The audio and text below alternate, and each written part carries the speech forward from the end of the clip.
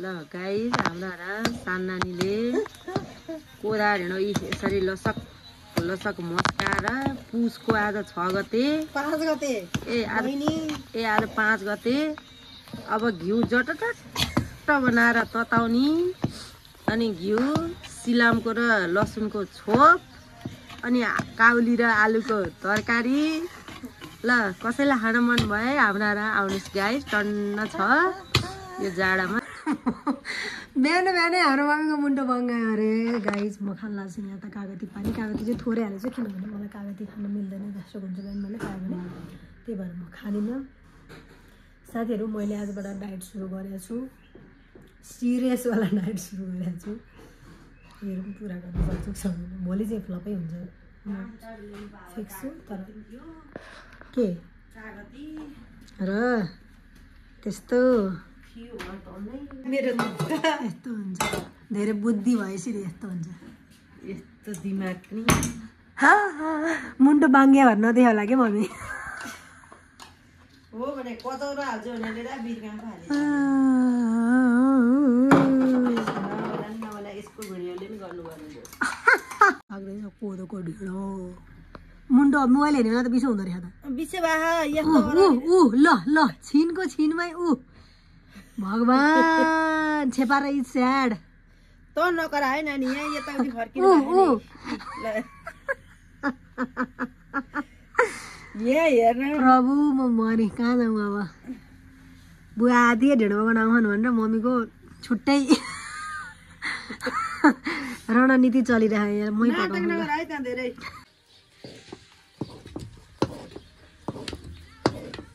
म त फेरि यस्तो खस्त्र ट्यालेन्ट हो नि त गदाको पिठो के घिउ नै नखाने होला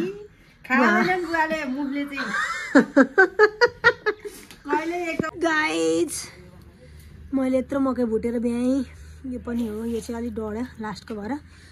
अनि केही जुगाड नपाएर कराई बसालेर चिया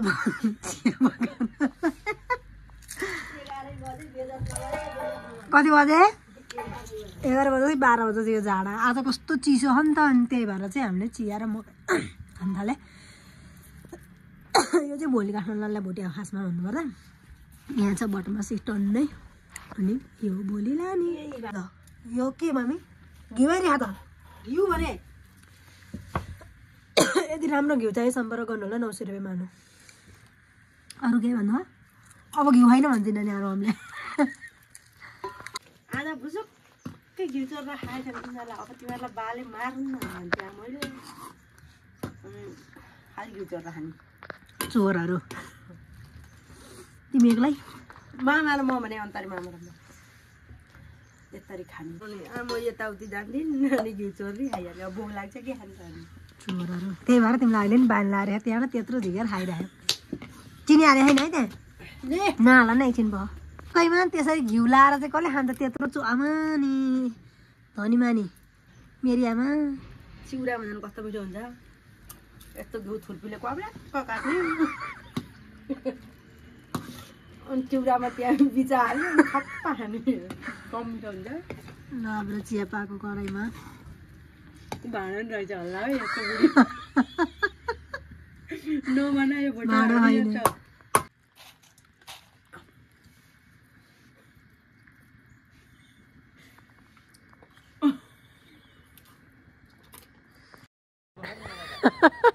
आउँदैन भन्नु न त्यहाँ पानी हत्या बेला आउँदैन भने आउँदैन भन्नु न तपाईँ आउँछ आउँछ डाइटिङ गर्ने साथीहरू डाइटिङ गर्ने कुनै वातावरण छैन भर्खर त्यत्रो पिँडालु खाएर धन्काएर आएँ ल्याउन फेरि अनि म घट्छु त्यसरी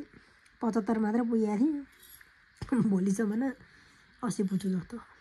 आजको मेरो गिलासै अर्को ल्याइदिएँ मम्मीले ल आजको एक कप चिया अब यो लास्ट हो भोलि म खान्न त्यही भएर आज एक दिन आजदेखि मेरो चिया पनि अब सकियो यति नै हो यसरी गिलासमा भरि लिएर खाने यो काउली भोलि बिहानलाई काटेर मैले होइन मम्मी अब चिया जति खायो नि एक्लै खाइरहन्छन् अहिले मलाई दिन परेर तैँले धेरै हाइस मात्र भन्छन् लाज पनि नहुने त्यस्तै छ ल म तरकारी काट्छु अब ए ठुला के पाको यस्तो जँगार लाएर भात पकाए पो ए त्यस्तो त्यत्तिकै जाँगर चला त होइन रहेछ है ठुलो बाजे ल मैले मानिनँ मासु बुढाबुढी मिल्यो मासु भात कप कप दिँदिनै कस्तो रमाइलो ए अलि ल्याइदिउँ कि झोल अलिकति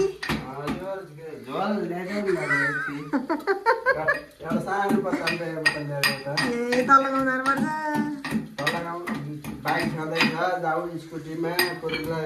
भात त पाकै रहेन त ढिँडो पो खानुपर्छ त बुढाको काम छुट्टै बुढीको काम आज त दुध घटेछ नि त आज के थाहा भोलि त्यहाँ डेरीमा दिने अरे राख भने खाने क्यारे बुला सान्दैन आज यो राखेछ किन्तीमा गोल देखा गाइस मैले चाहिँ यो आगोपालीको उत्ता जङ्गलबाट मुढा लिएर आएर भालु नि देखेको थिएँ मैले कहाँ देखिस् नि त्यो जङ्गलमा भालु बसिरहेको थियो भालुको छेउबाट लिएर आयो दुइटै मुढा मैले मेहनत गरेर यो पनि साथी गएको थियो मलाई टच बाल्न राति लिएर आयो हिजो पनि तल चोर्न गएपछि त राति त हुन्छ नि कालिज पोलेर खाइजो मैले जाने कसले हामीले कहाँ यही पोले कालिज हो कसले र उतानेर दाइहरूले मार्दै नानी ए दामी मुढा भालु घर जा भाइलो एकदम आलु पोलेर तेरो मैले मेरो घरबाट लिएर आऊ मेहनतको फल हात नहान्ने हो र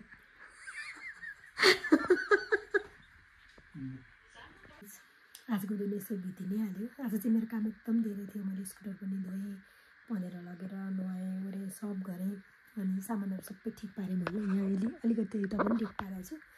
अनि अरू चाहिने अरू सामान आधी उधी त मैले काठमाडौँ पठाइसकेँ अब अलिअलि भएको छ साग चाहिँ आज नपठाएको भोलि नै लाने भनेर अनि